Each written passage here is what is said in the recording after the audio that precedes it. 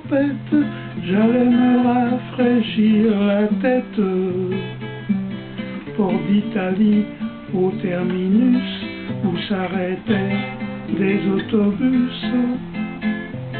Un instant je suivais des yeux ces autobus de grande banlieue. Là le 285 pour Savigny depuis le Zinc, pour Savigny depuis le Zinc.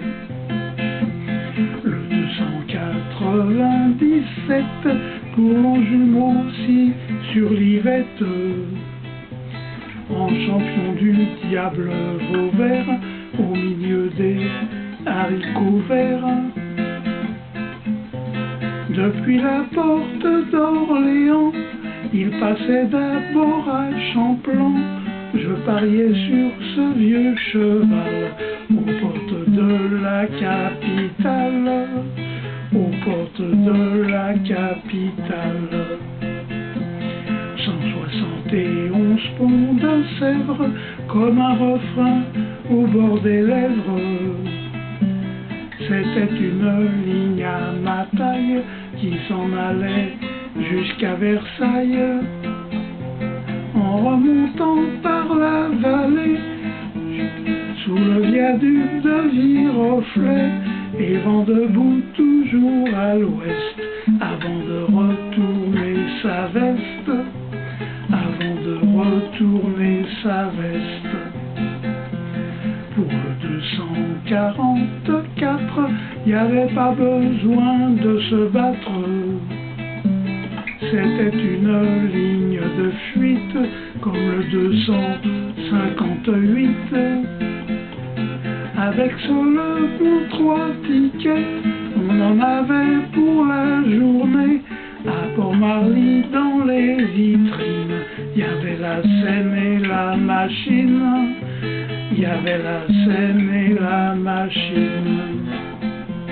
Au pont de Neuilly en voiture, pour s'évader dans la nature, j'y enfonçais les portes ouvertes d'anciennes grands de découverte.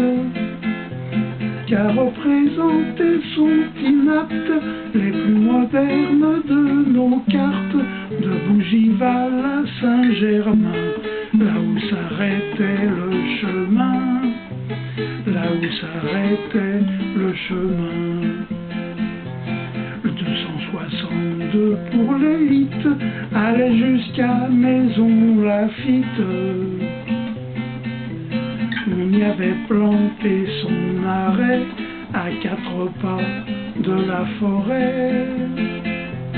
C'était un voyage au long cours, passer le pont de Charlesbourg et le lointain pont de Besançon, derrière la ligne d'horizon, derrière la ligne d'horizon.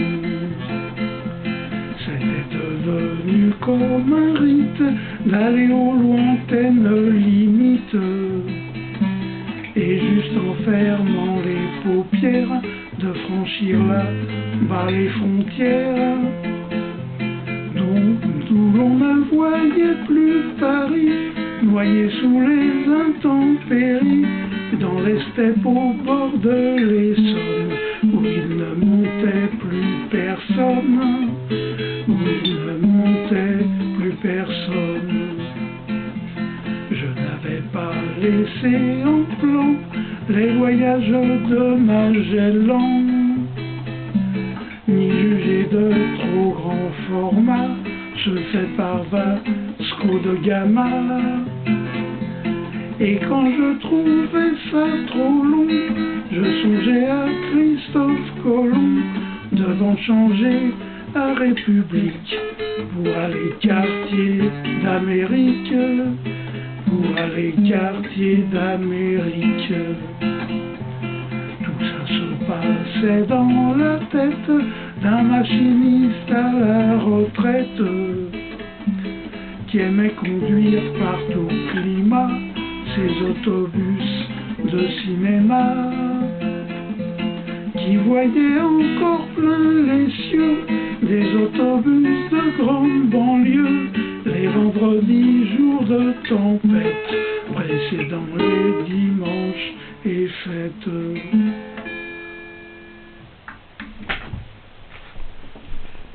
7 octobre 2020.